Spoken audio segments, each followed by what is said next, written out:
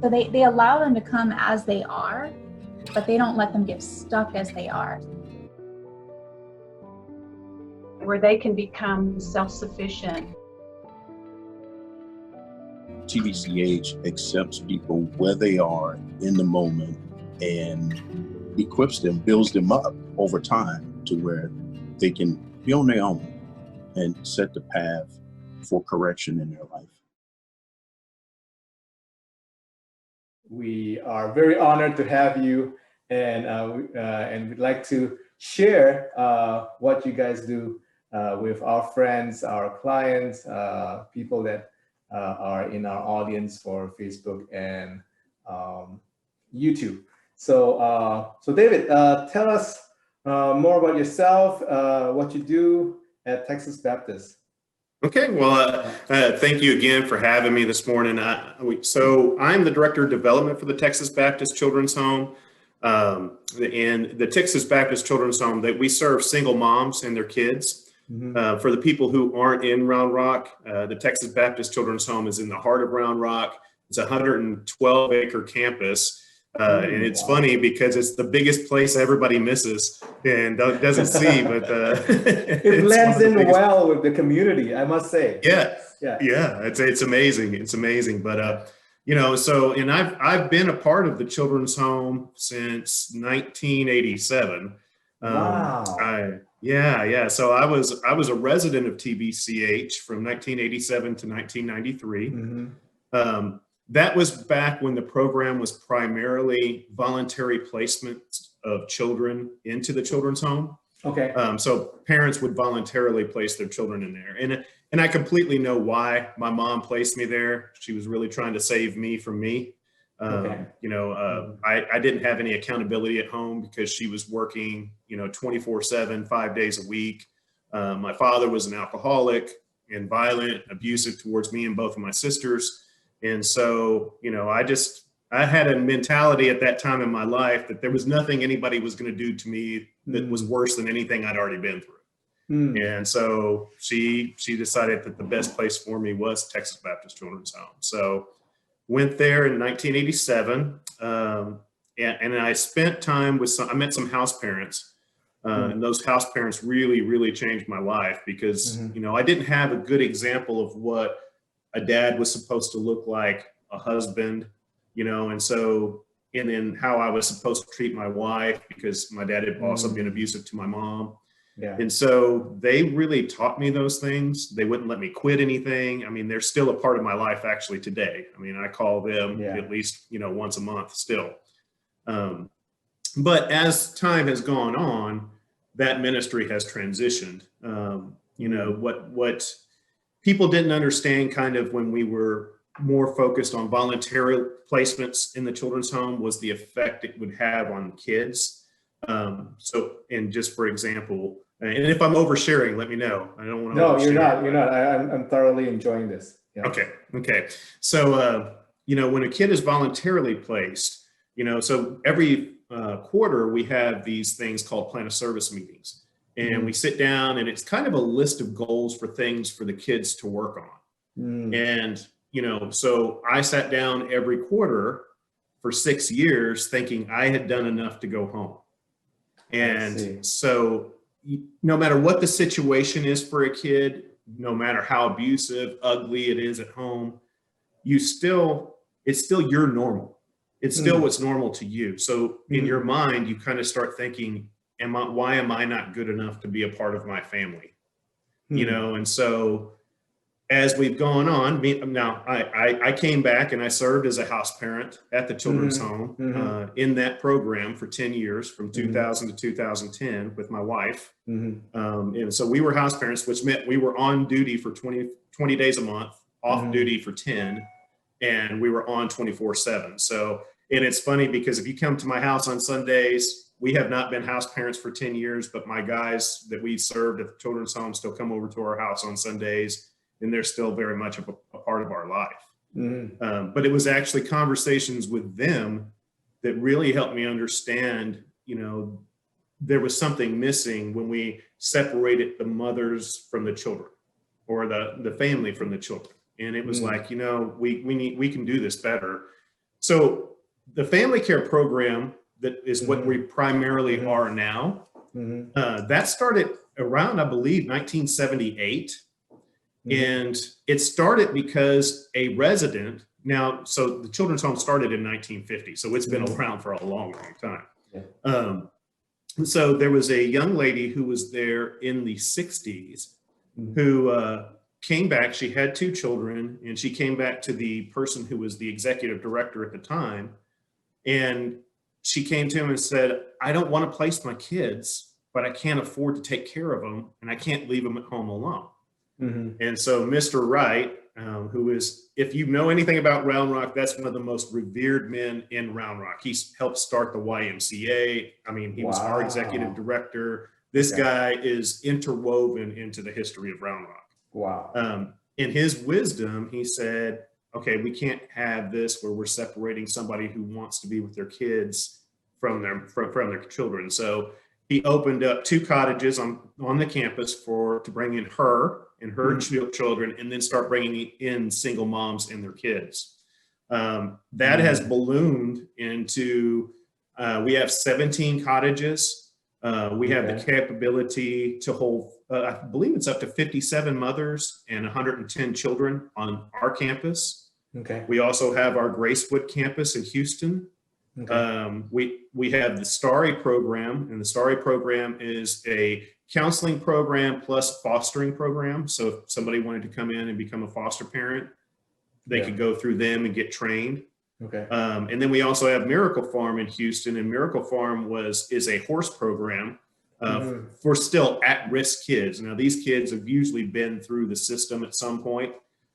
So they go to Miracle Farm and they are given a horse, and they have to take care and raise that horse. They are actually taught to rope and ride the day they get there. Wow, that's amazing. So yeah. So that's kind of my relationship, and I'm a spiritual person, unapologetically Christian. And I was praying in my bathroom one day, and I was like, Lord, am I just here to make money for my family? And because I'd left the children's home, I've been gone, I've been successful in business. And so I pray that prayer, and then 2 hours later, the president from the Texas Baptist Children's Home called me and said, will I come in and interview for this position that I didn't apply for?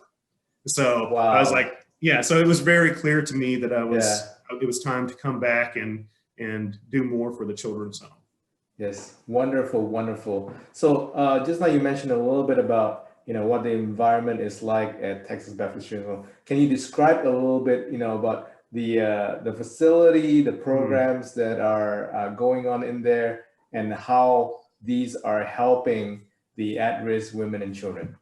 Yeah, absolutely. So the idea, the original intent from the children's home. So the land was donated by Lewis and Billy Sue Henna from Henna Chevrolet. If you're in Austin, everybody knows Henna Chevrolet. Oh, yes.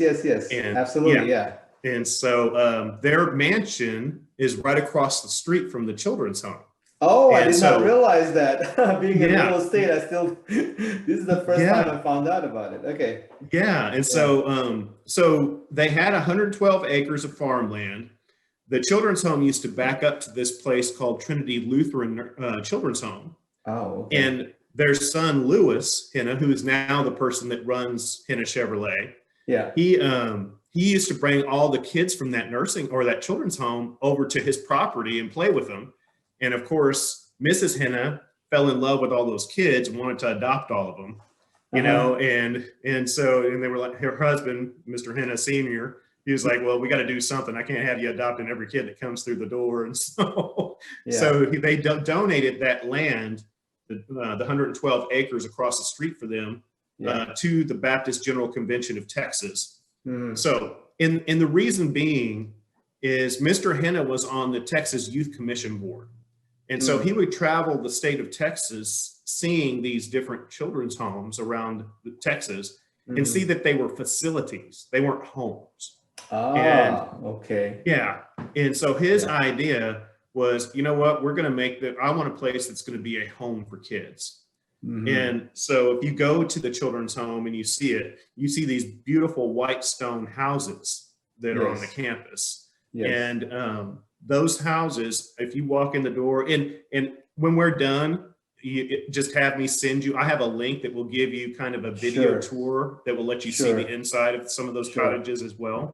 And so that was the idea with Mr. Henna. And, you know, over the years, you know, when moms come into the program now, because when I was a kid there, it definitely was a home. You know, and you know, now as moms come in, they come into these homes, they bring their children. And the thing that I love about the setup that we have right now is when I came to the children's home, I was a person dealing with real adult issues at 12 years old.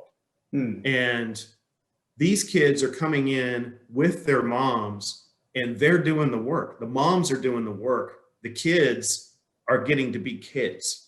And, you know, because some people have asked, well, since y'all made this change, are y'all changing from a children's home? No, because we're actually more of a children's home than we've ever been.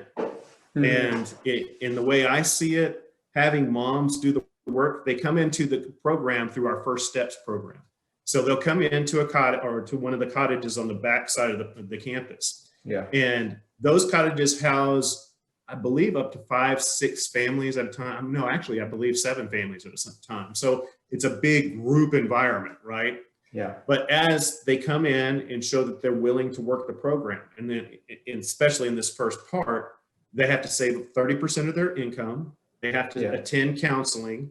They have to, you know, take training classes on. They have 12 different things that they touch on to help improve where they're at. And once they start showing their steps and improving in those areas, once they've shown that they're willing to do that, they move to the Next Step program. Next Step program is the front side of the campus, which only houses like 3 families at a time. And so there's more independence as well. And so, you know, you have a live-in case manager on the back side of the campus that helps you and keeps everything on track. Front side of the campus, you have case managers that will come in throughout the day and make sure everything is going well, but it's more independence. And then as they've shown that they can be more independent and they're getting on their feet, then they move to the to our not aftercare, independent living program. And in the independent living program, they have their own apartment. It's just them and their children. And that's something that we're really hoping that we can continue to grow and develop, because that's probably our area that we need help a lot, is that area of having more facilities for the independent living moms. But they go through there. If they've done well in that program and they're ready to move out, they go into aftercare, and that's how we stay in touch with them and make sure that they're staying on their feet after they've left. But I mean, TBCH, if you want to come in and you're a single mom and you want to get on your feet, there's no excuses. I mean, if it's really there and you want to do it, we pay for your education. If you want to go to a trade school or if you want to go to college, we will pay for your education. And so they leave there. And we have some moms that stay while they finish up their degree. But we were just talking about one of our residents. She came in, she got her degree, she got her law degree, and she has been practicing law in Oklahoma for the last few years. But this was a mom who came in with nothing, you know, and so if you want to do it, you've got all the support in the world to come in and be successful, but you've got to want it.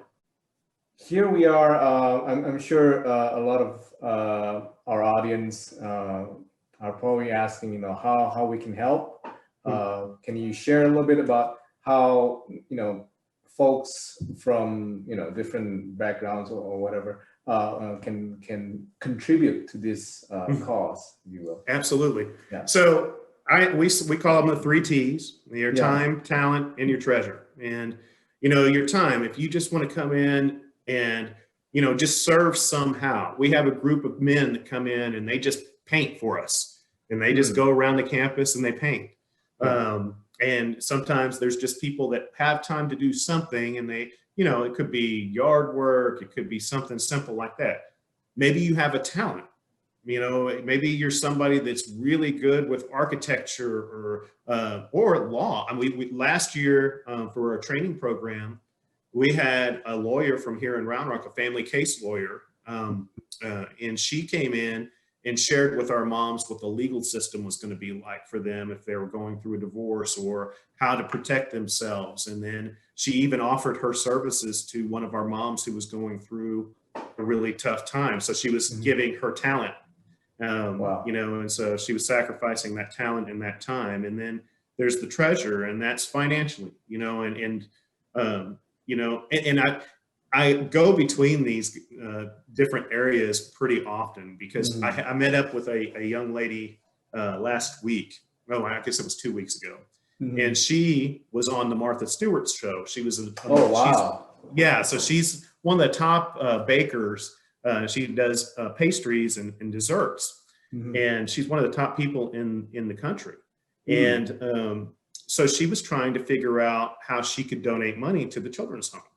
And of course you can do that. You can contact me, and we would, that always helps, right? Because we have a $3.6 million budget. And, you know, right now we have we have to take money off of a foundation. We have to ask for foundation money to keep us going, because we're completely donor served.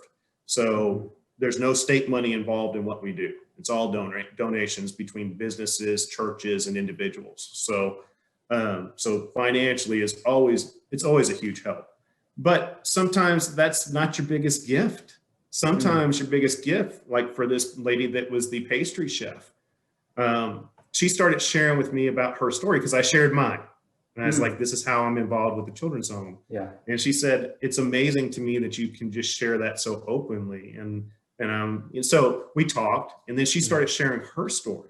Wow. And her story was, she was addicted to drugs, and, you know, and she was losing everything. And then she found cooking, and she found baking, and you know, so she started sharing how she overcame her addiction through giving and becoming more. And so for me, it was like, well, to me, your bigger gift to us would be just coming in and sharing that story with our moms, and maybe just baking with them and sharing that story with them, because that's an impactful story that they can see, hey, I can get from this point to where I want to be if I just want to do it. And so, you know, so the 3 T's: time, talent, and treasure. You know, if you have your time, come give your time. There's places to go, and a lot of this can be found on our website, which is tvch.org. And there's an area up there that says donate, and donate, don't think it's just finance. So you'll go down and you can see donate time, volunteer, you know, things like that. So there's definitely opportunities in all of those areas. And of course, anybody who wants to talk more about the children's home, come see us face to face. You know, we can do social distancing. I've got a mask, and, you know, I can take you to a cottage and show you one of the homes and let you experience or see what the moms are experiencing. And I would love to be able to share with people about that way as well. In case there's somebody maybe in our audience right now that is going through, you know, a tough situation, a single mom, or even, you know, a young man or woman still in their teens, they're looking for help, how can they reach out to you? So they can reach out to me on, I mean, I don't hide my cell phone from anybody. And so my cell number is 512-800-9096. If you're going through trouble, call me. What we can do also is, we also have counseling services that are free to the community. Let me change that. No cost to the community. No, because it's not free. It costs somebody something. Wow. So, but at no cost to the community. We have it in Georgetown, and we also have it in Round Rock. So if somebody is in need of counseling, please call us. And we still have the capability. Say we've got a team that is aging out of their home, but they're still in that transition point where, you know, it's a dangerous spot for them, you know, like they don't know which way they're going to go.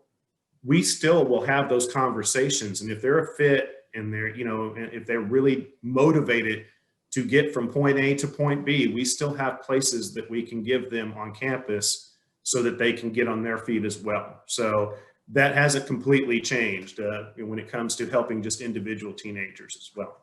Yes. And you mentioned that you're not just in Central Texas, you're also in Houston. Are there any Yep. other areas that you? Right now, it is Austin and Houston. What has been neat about the children's home, and especially with the family care program, is it was so unique that places from across the country came to TBCH to try to understand how we do what we do.